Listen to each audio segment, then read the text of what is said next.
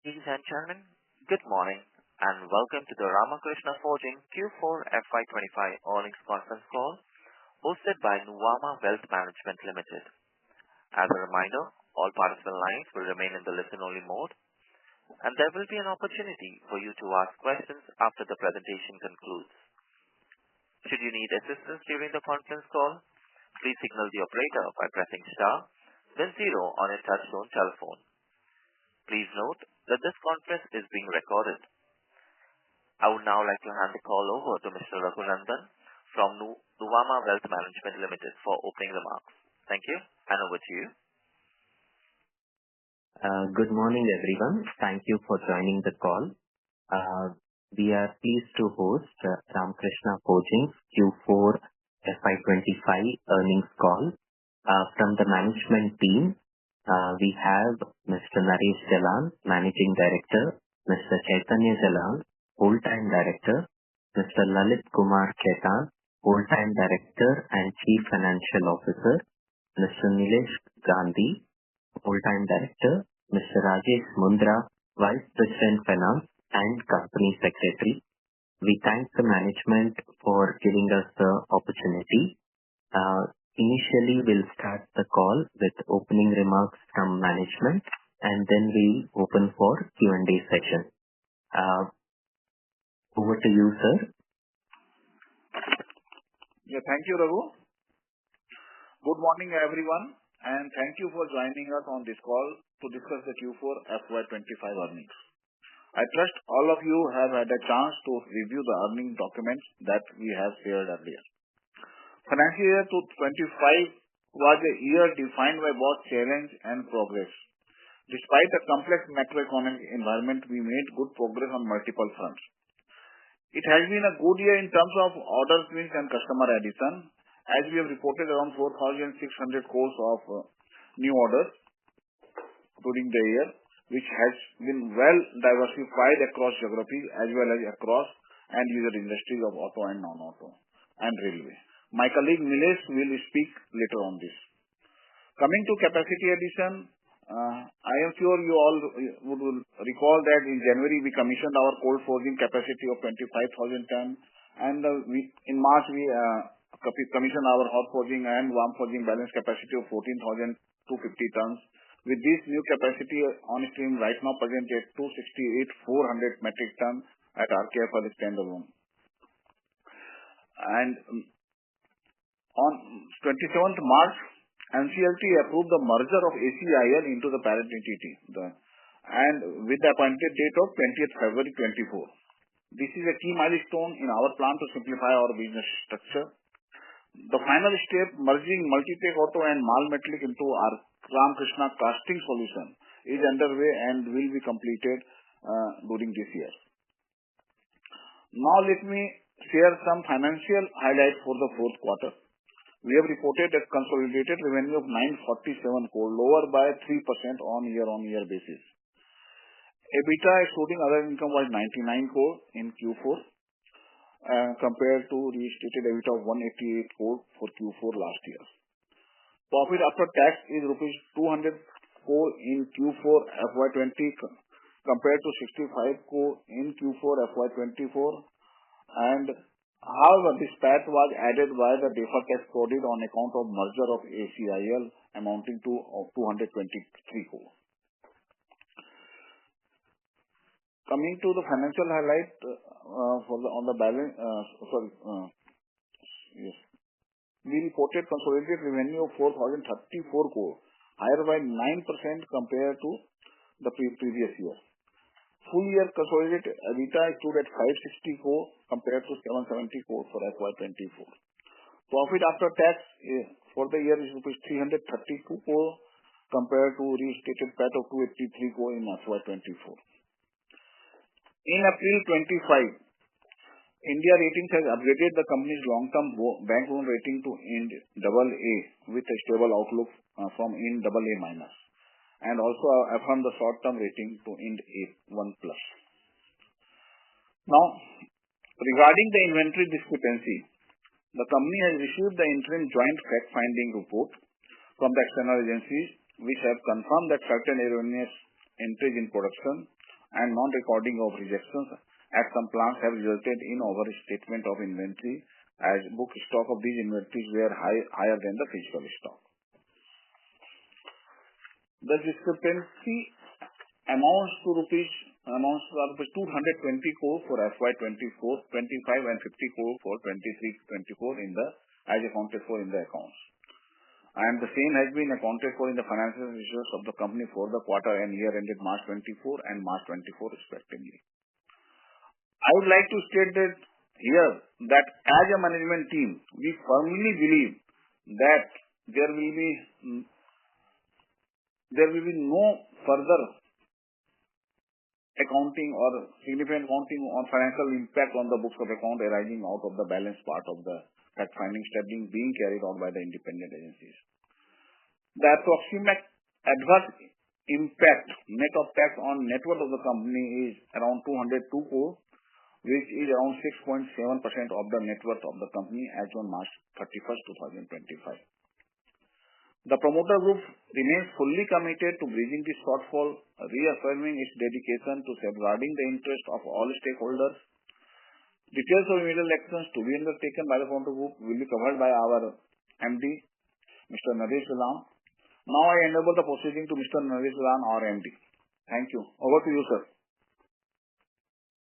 Thank you. Good morning to everybody. Thank you for taking time to join the call.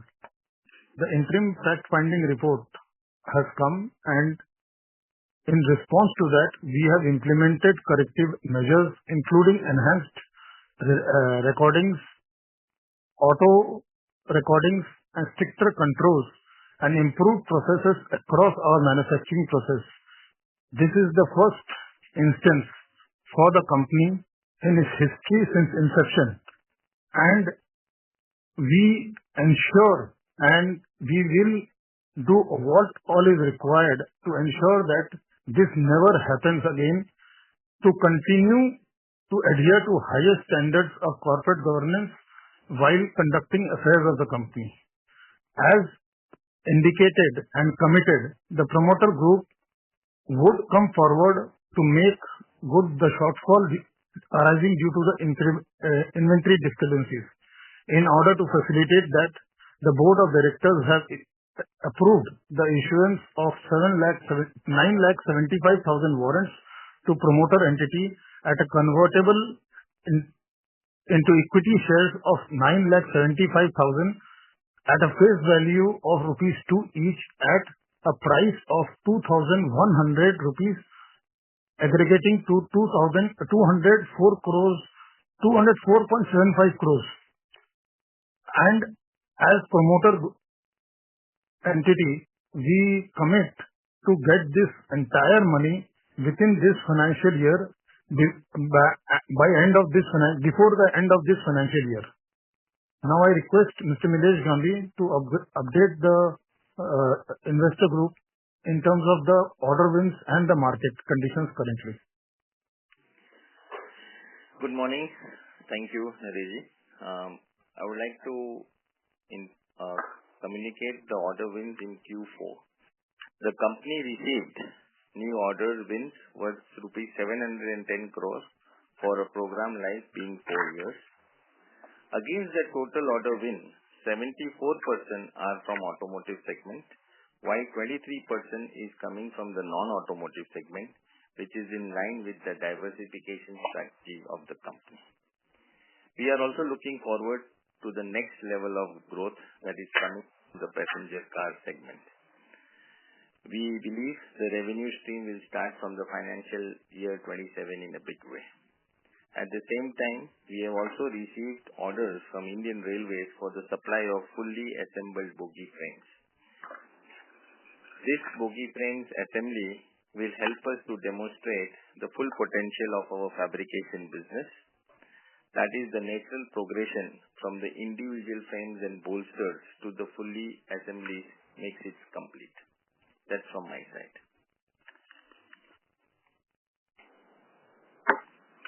Thanks, Nilesh. And Raghu, now we can open the floor for the Q&A session.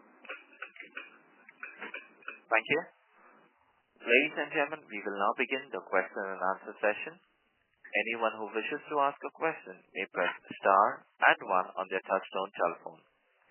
If you wish to remove yourself from the question queue, you may press star and two. Participants are requested to use their handsets while asking a question. Ladies and gentlemen, we will wait for a moment while the question queue assembles. The first question comes from the line of Manish Otswal from Nirmal Bang Securities Private Limited. Please go ahead. Yes, sir. Thank you for the opportunity, sir. My first question, this inventory related issue. So the reported number is much higher than what we said at the time of the last call. So in the no-show account, the management says they does not see any significant impact. Still, the joint fact finding the committee report is not finalized. So on what basis we are saying that? And secondly, can you comment on the higher number than what we indicated earlier? Joint fact-finding committee interim report has already been published based on the PV which they had conducted. And post this, right now, only forensic which is going on, which will, and we are sure that is basically to estimate the reasons why this has happened. So there is not going to be any financial impact in the balance sheet.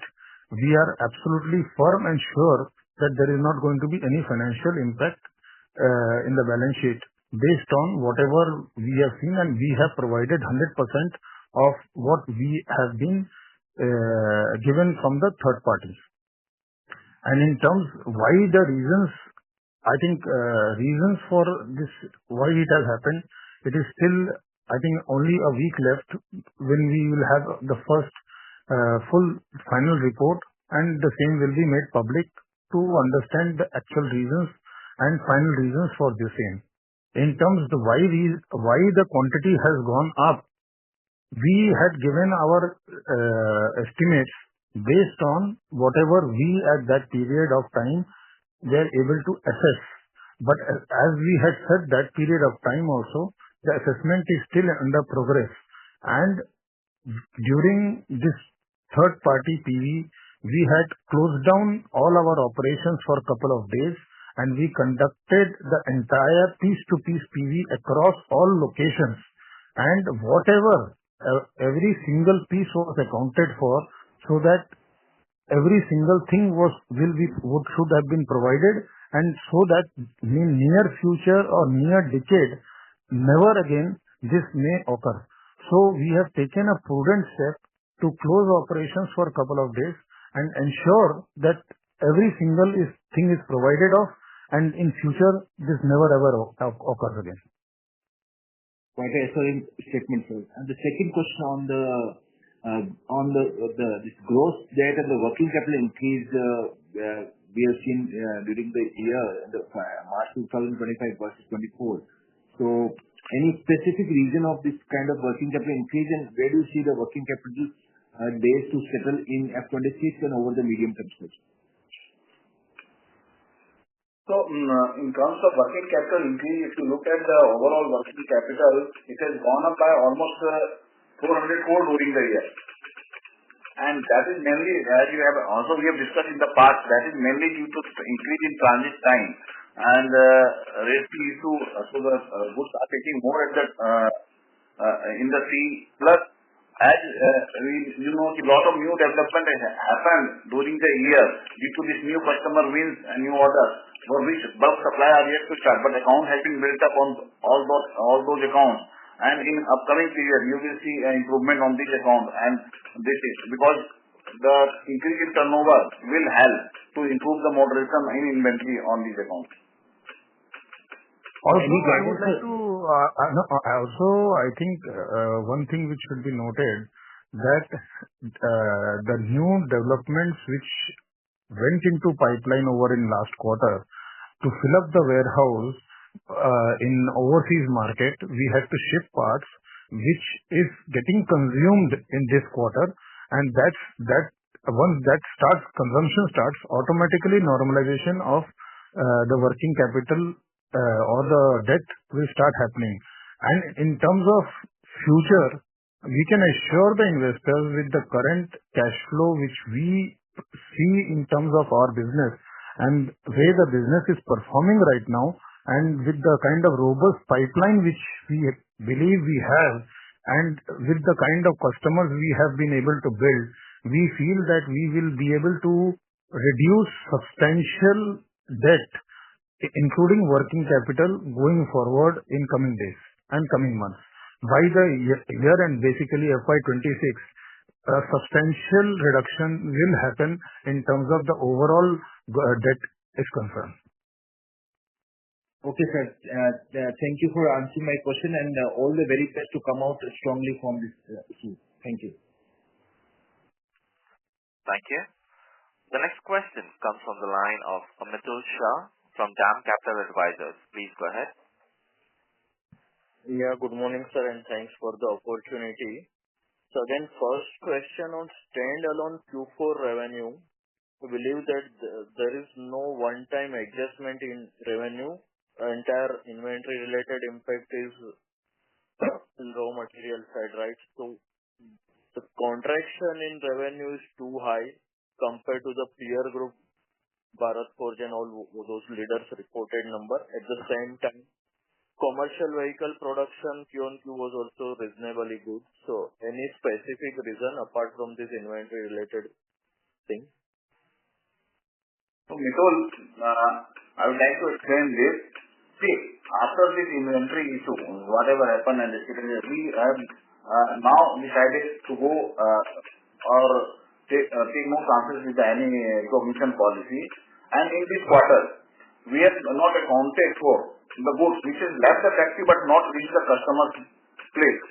So on that account, about 100 crore revenue has not been recognized in this quarter.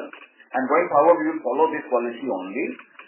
And apart from that, you know that there has been a duty imposed in the US. And so in a lot of goods there has been, and from the March, the duty of 10% we are paying on our goods. So since March, we are, whatever the goods we are paying the duty in the US is being recognized on payment of duty. Earlier, once it left India, we have recognized still. As now the import terms is GDP and there was no duty earlier, so it was getting recognized. So 70 crore on account of that has not got recognized in this quarter. So going forward, it will be a normal practice and there will be no impact of this accounting in the future. And that amount has been built in basically inventory, from debtors to inventory. Mitul, to answer you very straightforward, whatever you've asked for, 170 crores approximately has not been recognized.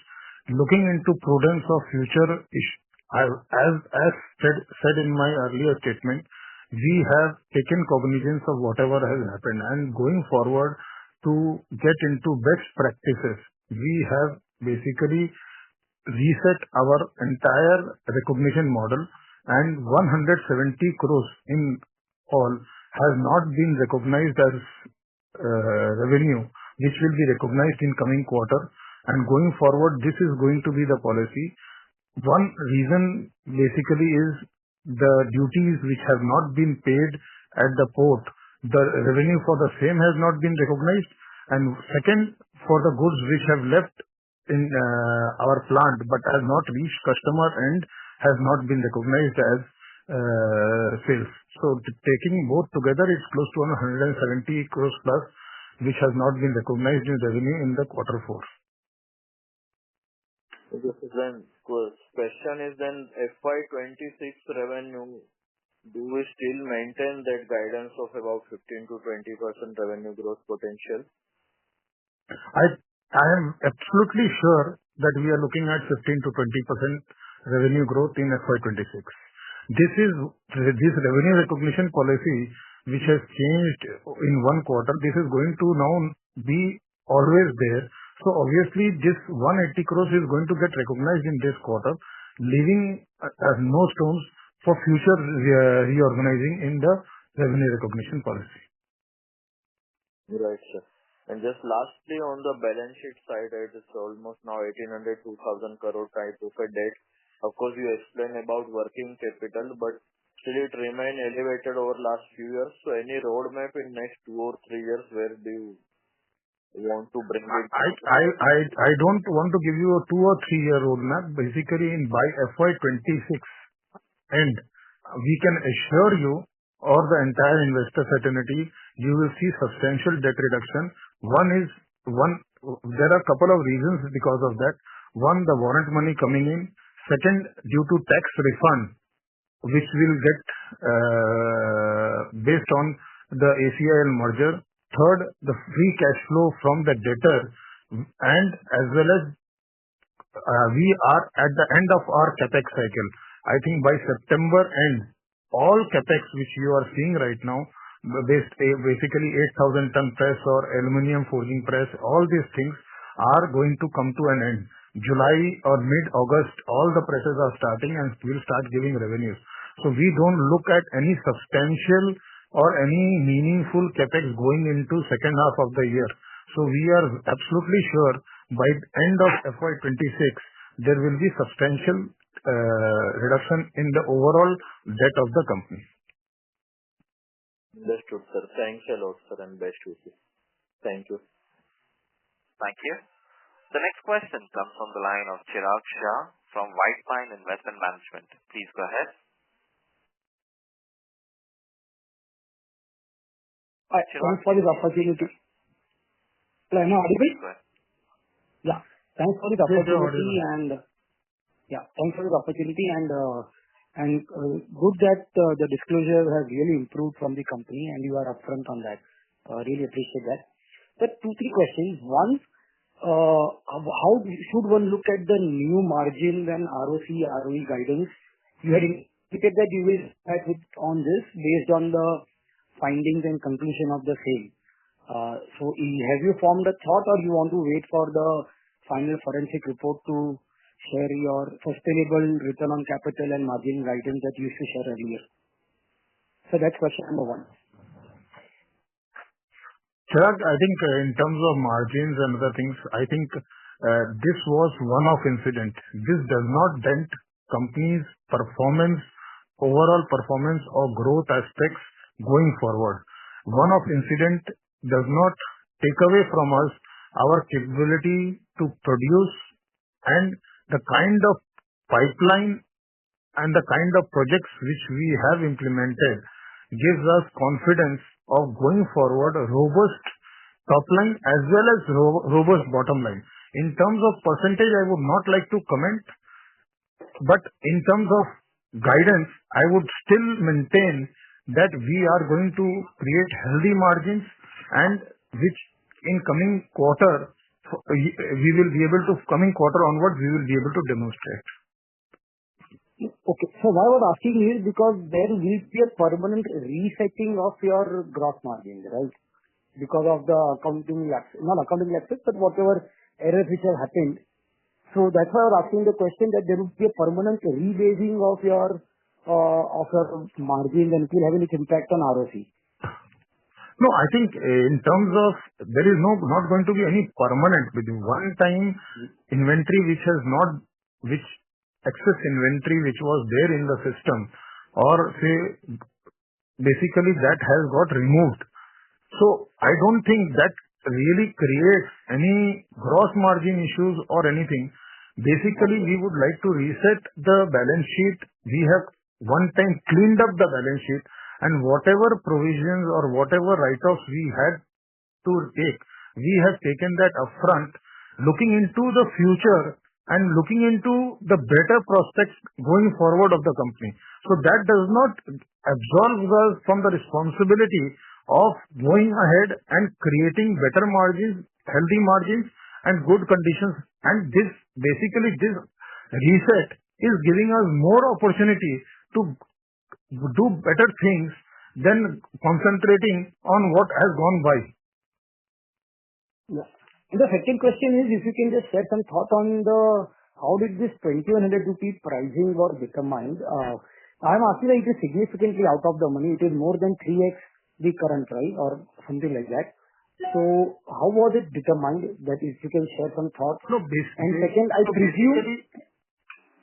Basically, Chirag, this is as promised or as agreed in the previous call, we have taken this as a lesson learned, and as agreed and as committed to my investors, we will look at the minority shareholders' benefit and to affect minority share minimum effect to the minority shareholders. As such, if you see, this pricing has been arrived with an objective of only having 0.5% overall equity dilution, so that it is not affecting the overall investor community who has put trust in RKFL for past so many years.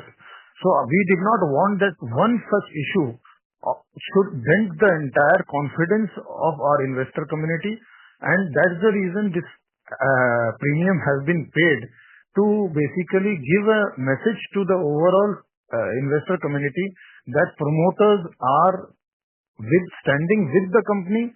They would want the investor community to be assured that we are not here to make short-term gains or looking at the future of the company. I don't think we have paid a huge premium out of it. I am very sure with the coming years of performance of the company, in coming couple of years, I will not be out of money. We will be in the money in going future. And sir, presume that you have full intent to convert, right, to subscribe it. It's not that you will allow it to lapse. In my opening statement itself, I have said that this entire money will come within this financial year. It is not going to take 18 months' time as been prescribed in the warrants. I can stretch it up to 18 months. I have very categorically said that we will do, because I need to borrow money. So I don't have a ready line set up to get the money tomorrow itself. So taking that time into my hand, we have basically taken it as a warrant. Otherwise, we could have done it as a preferential if I would have had ready money in my account. So I will need to borrow through LAS or something. So we have basically taken time, but I am absolutely sure and I commit to get this entire money before March 26 is completed. No, sir, really appreciate your stance on this and your disclosure. So one last question, if I can. Based on the findings till date, is this more of a system error? It is more of a human error? And is the error at the production level or is the error at the accounting / what you call interdepartment transaction level? If you can shed some light, it would be helpful. So whatever findings till now we have in hand, I can tell you it is not intentional. It is not a purposefully made error. A company has grown faster than its system. I can only give you a very simple answer that company has grown faster than its system, and that is my fault that we have not been able to bring in or get more robust system as the company grew. That's the learning lesson we have taken, and we are fixing the system in a robust manner that in future, with the growth, my system is also upgraded in such a manner that in future this never occurs again. Great. This is helpful, sir. Thank you and all the best. Thank you. The next question comes from the line of Dhaval Shah from Girik Capital. Please go ahead. Yeah. Hello team. Thank you for the opportunity. So very happy with your messages, the way you've articulated everything. It's given a very strong message across. Sir, a couple of questions on the balance sheet. So you mentioned about the non-recognition of 170 crore of revenue. So does it lead to the similar impact on the inventory and higher receivables and plus the borrowings? Is my understanding correct? So, Dhaval, it has nothing to do with the borrowing. So, suddenly revenue has a contra impact on the inventory. So, when the revenue will be reorganized, inventory is increased to that extent. Suddenly the margin value is reduced to that extent. Rest all is same, normal. Okay. On the EBITDA margin front, the sir said about a stronger margin, but would you like to share anything in terms of the numbers? The earlier guidance which we are giving regarding 0.5 to 1% increase every year. So do we hold by the guidance? And when we look at utilizing the full capacity, are we still aiming at around 24-25% EBITDA margin by FY28? Dhaval, in terms of my aspirational margin, we still are intact of getting to 24-25% margin by FY28. And in terms of quarter-on-quarter, I would not like to give you any next quarter or overall next 2 quarters guidance, but I can only confidently tell you by end of FY26 and FY27, you will see us getting back to much above what we were in the past, and we continue to strive for excellence. And our endeavor that and our entire effort on a war footing is to basically do whatever is required to negate what has gone by in terms of one incident, and one incident cannot rock the overall boat of our future and 4,000 people of RKFL. So I am very confident that going forward, margins will be robust, and my 24-25% vision or margin for FY28 still remains intact. And with the kind of activity we have done in terms of capacity, and with the kind of activity which my marketing has done in terms of bringing in new railway business, in terms of fully assembled supply of bogie frames, and the kind of strong customer base which we have built over last couple of quarters in terms of getting into PV, which is going to show in FY27 in full scale, you will see a significant improvement and a robust margin profile going forward. Noted, sir. And so last question regarding the kind of business environment you are noticing, for the US market. It's been a couple of months since the tariff talks have happened. So what sort of conversations you are having, with the customers, the short-term outlook? Did they stock on inventory? How are they giving out the purchase orders now? Second is, have we won any new business after the tariff announcements have happened, in the month of March? And thirdly, in terms of negotiating after June or July onwards, when the 3-month pause is over, how does this? Who is going to bear the tariff? And how are we going to work around it? Some board discussions which the customers will be having at their side. Any insights from there, if you can share, it will be really helpful, because right now everything is, it's a lot of variables, everything is very volatile. So some direction will help from your side. Thank you. I think, Dhaval, to answer your questions, couple of things. One, at the right moment, we have set up our Mexican entity. I can tell you this Mexican entity is going to be the golden goose for us for the next 3 years' time. We are seeing huge traction for our Mexican entity to do value add over there, while we send forgings from here, from India to US and to Mexico, and get it fully machined and supply from there. Second, we have had no order reset right now from any of our customers, and no customers have come back to us asking for price decreases or absorbing the tariffs. Tariffs, whatever is going to get applied is going to be paid by our customers. Yes, overall the market demand in US is subdued, but whenever we speak to any of our customers, we are of the opinion, and they are also of the opinion, that very soon, or maybe in couple of months, they feel that it is going to be a hockey stick recovery, which is going to be extremely fast. If you see the market right now over there, it is gone below the replacement, and as soon as things settle down, I think you will see a hockey stick recovery in the North American market, and we are extremely confident of that. In terms of new order wins post this tariff, yes, we have had order wins post this tariff from couple of new customers in North America. We would not like to name the customers, but it is on the off-highway side, it is on the PV side, and also it is on the CV side. All the 3 sides we have won new contracts, both from March till right now in the month of May. And as well as in our Mexican entity, we have won a very large order, which for basically conversion of castings to finished product from and supply from our Mexican entity. And in terms of right now, market is down, but we don't see that going forward.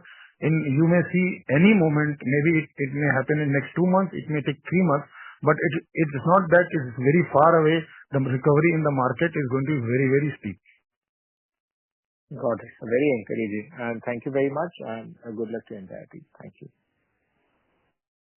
Thank you. The next question comes from the line of Devrat Mohta from Capital International. Please go ahead. Hi, Naresh. Thanks for the call. I have 2 questions. So firstly, on your revenue recognition that you mentioned, the 170 crore impact in this quarter. So effectively, what that means is that, what you're saying is that the sale at the end of Q4 was impacted, which sort of flows through to Q1, and then there'll be an impact in the end of Q1, which will flow through Q2. So on a go-forward basis, this 170 crore essentially, you should go back to whatever run rate you were pre all of this on a revenue basis. Is that right? Yes, you are absolutely right, sir.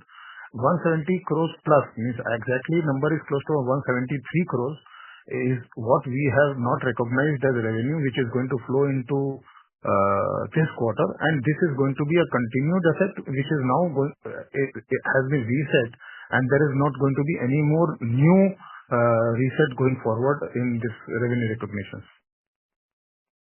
Understood. And the second question that I had was, again, I think someone asked you before on margin. So given the number of moving parts that have happened through the course of this year, what is the right base level of margin to start thinking about? If I look at, your restated number for March 24 restated number was you were at 20.9% EBITDA margin.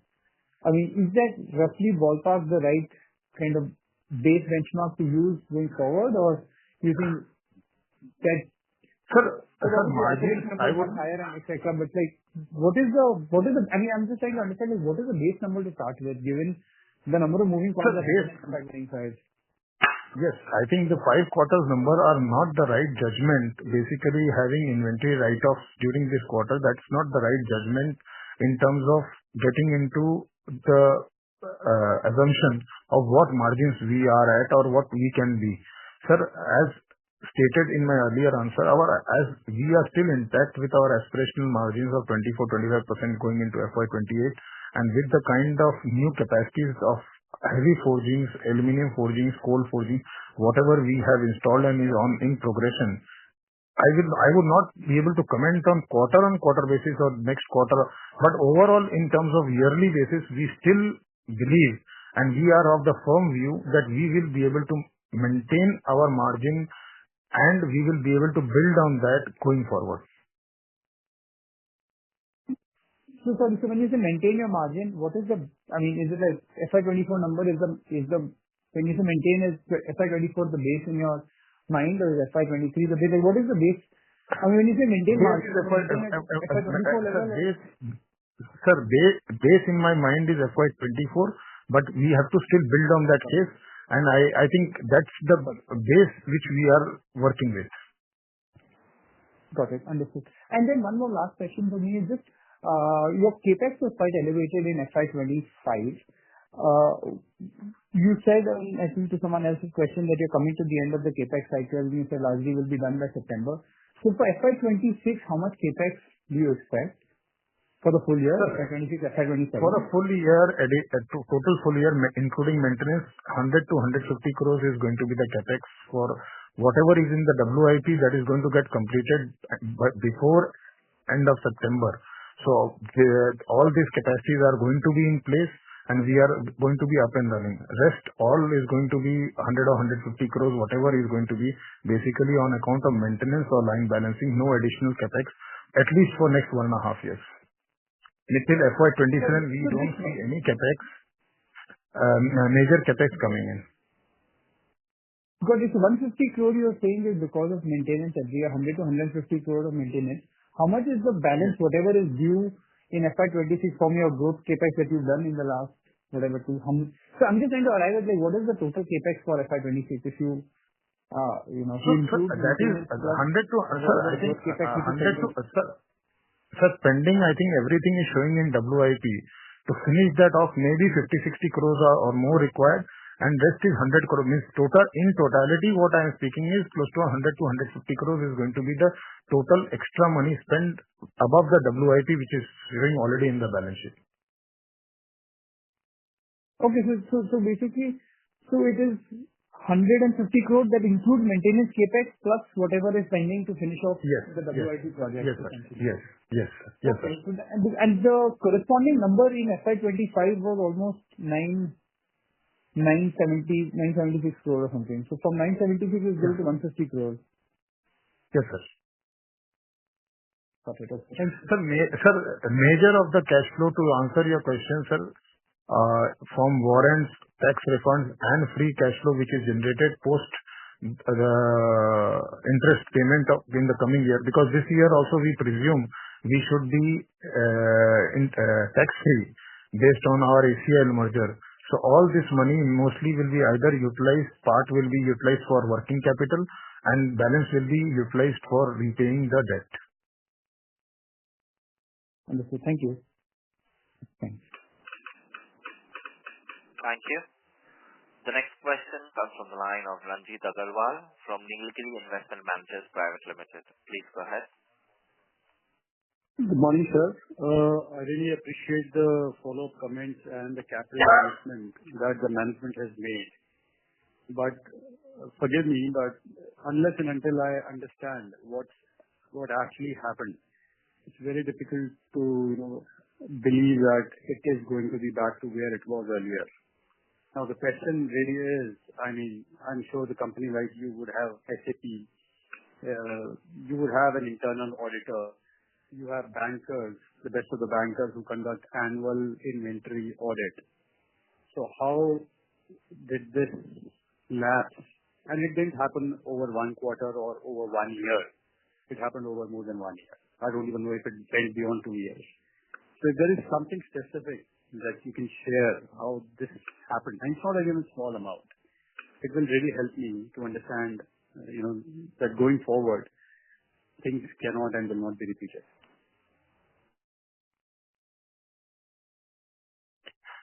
I think to answer your question, yes, we have SAP. We have internal audits. I don't think banks conduct any audit in the plant in terms of the inventories are concerned. Yes, as I answered to your earlier question of one of the investor fraternity, that with the growth, we don't deny that there has been lapses. We don't deny that we are at fault. We take full responsibility of the fault which has happened. So there is no denying of the fact that there has been lapses and there has been controls which have been missing. With the kind of growth we have had over last 5 years, yes, we have not built a robust system to ensure that this growth also takes care of the systematic issue which should ensure that no such things occur. So we are extremely unhappy ourselves, like you are. We are extremely sorry for what it has happened, but reasons for the same is not intentional. It is not purposeful. It is basically lapses which is on ignorance, lapses which have happened. And right now, I can assure you the kind of controls we are putting in, the kind of systematic controls in terms of removal of manual feeding in the system, removing the manual intervention in the system, putting the system on the auto mode directly linked to the production equipment is the way forward which we are working on. And I think in next 3 months time, by end of September, most of our systems will be auto-fed rather than doing manual feeding is concerned. So I can assure you that this kind or any such kind of incident will never come in future. Right, sir. Thank you again for the reassurance your commitments. I have a few quick questions if you don't mind. And just bear with me, please. Has any bank come to you saying they would like to withdraw their limits or reduce their limits? No such banks have come. And as well as if you see, when banks are concerned with the money, promoters are bringing in upfront money into the system. So to the tune of that, banks are reassured that promoters stand by their commitment and the money is coming into the system. And as such, also I would like to reiterate one thing, that there is you will be able to see when the fact-finding report comes, it is an error. It is no leakage of money from the system. I would like to reiterate that there is no theft, there is no leakage, there is no manipulation, or there is no nothing wherein money has flown out of the system. So it is an error which has occurred, but still as a moral responsibility, as a promoter of the company, I took full moral responsibility of the same and have funded the amount. And banks are concerned with the money in the system, and the money is coming back into the system in a manner which is non-dilutive for the entire investor community. Right, sir. And that is very well appreciated. Last one. Do you have any obsolete inventory or rejected WIP or any sort of inventory which can't be put to use on your books right now? Can you repeat the question, please? No. Do you have any obsolete or rejected inventory? So we always have a policy for provide for the obsolete inventory or unusable inventory, and we make it as a scrap, and there is no such inventory left in the system, and therefore that is a continuous practice we always follow, and company a policy also to provide for the slow moving inventory. One more thing, sir, I would like to reiterate.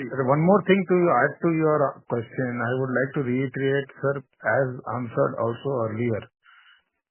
All provisions, maybe anything related, single piece also, has already been provided. And there I would like to stress that there is not going to be a single piece provision, whether obsolete, whether lost, any such inventory issue has been addressed while taking. We have not tried even to save a single penny out of it. Everything what was required has been provided. Right, sir. Thank you. Much appreciated, sir.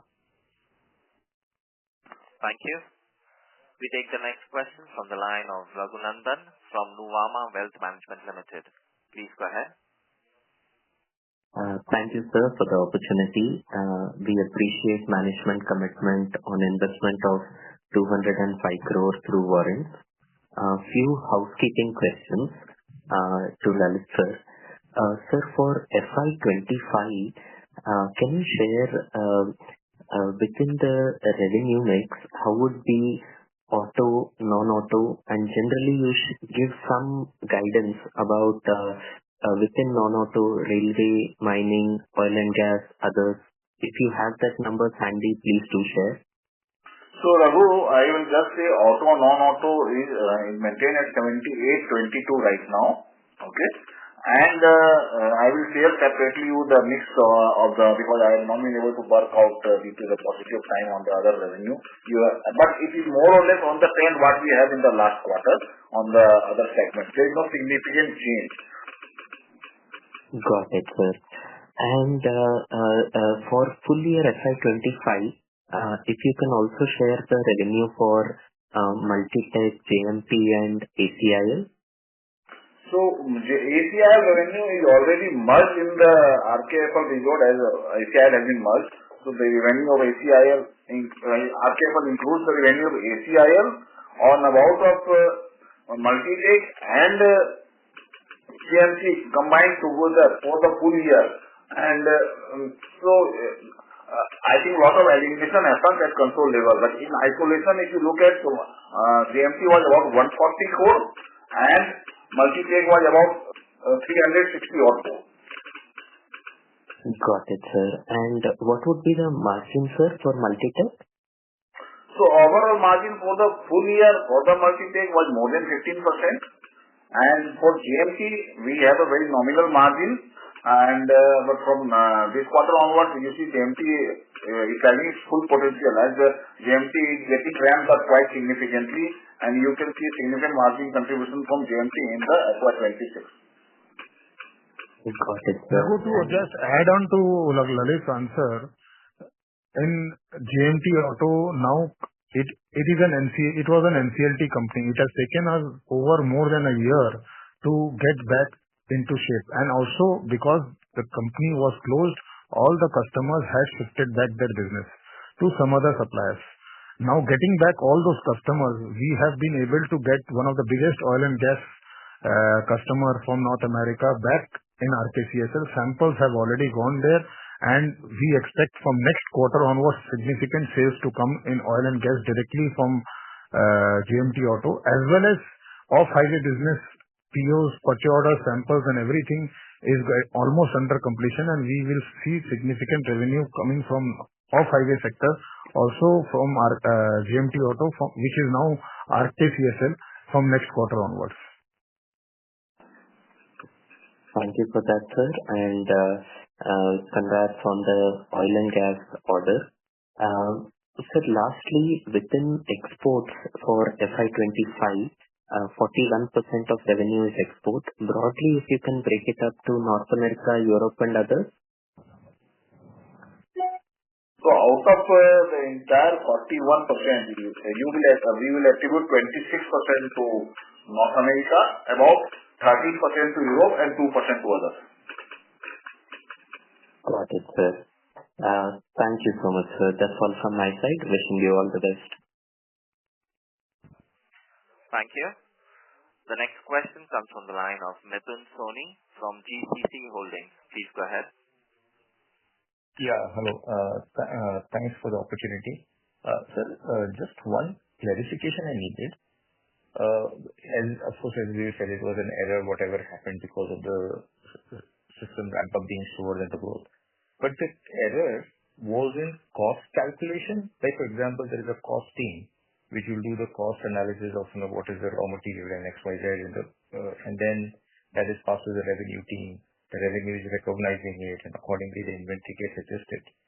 So, and because what is happening is that, is there like, there was a revenue which was recognized, but against which the inventory was not there, or over recognition of inventory revenue happened. So what exactly, I mean, I'm still not able to understand what is the error. I understand it's an error, but what is an error? So, Mithun, yeah. Just to reply to your question. So there is no revenue recognition question in place. There is nothing, this inventory error has nothing to do with the revenue recognition. All the just only recognize whatever moves out of the factory and moves to reach to the customer's side. Correct. And that has been billed and paid by the customer. So there is no ambiguity in that.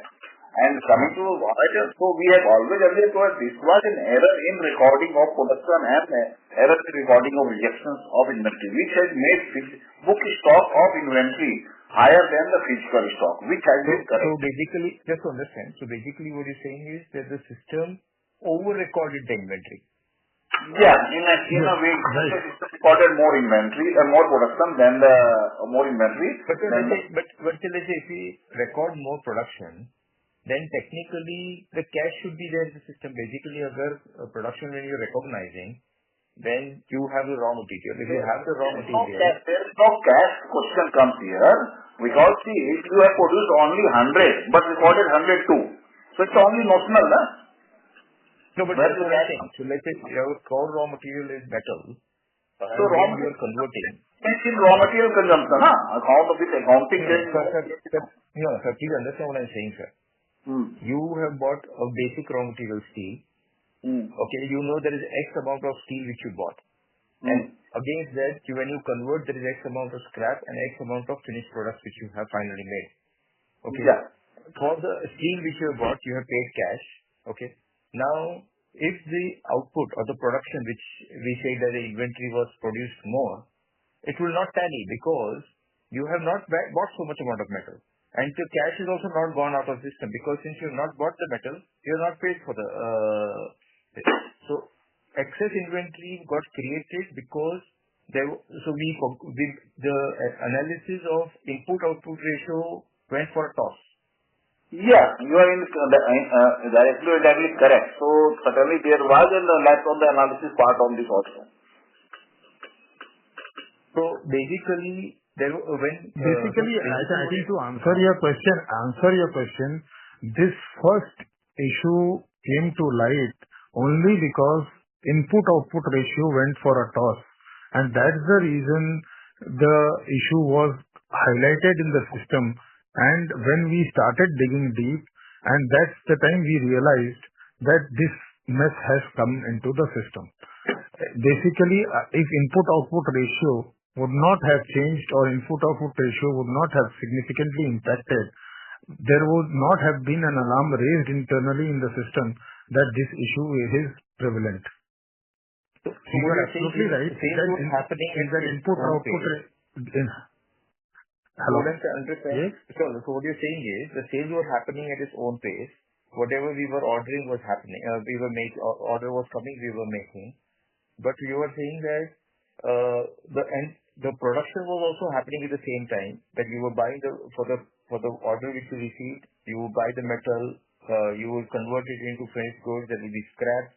But then there was over-reporting of the products made. Over-reporting. There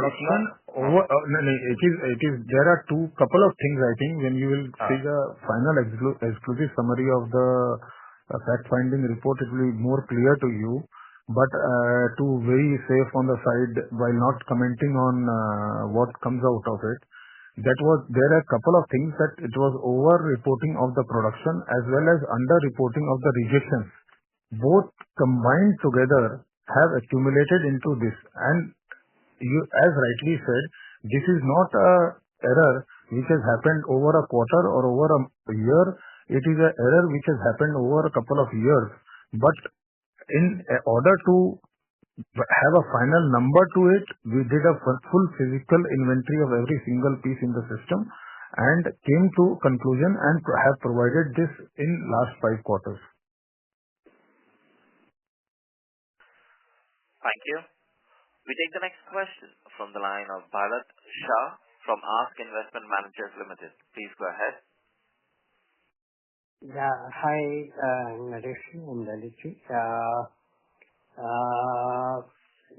While the final report would emerge, as you mentioned, in some time, and I hope it confirms everything that has been narrated just now.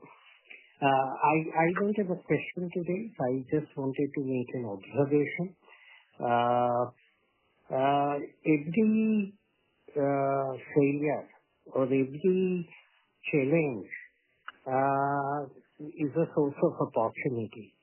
A failure is a source of opportunity to make things far more robust and prevent brittleness to come in.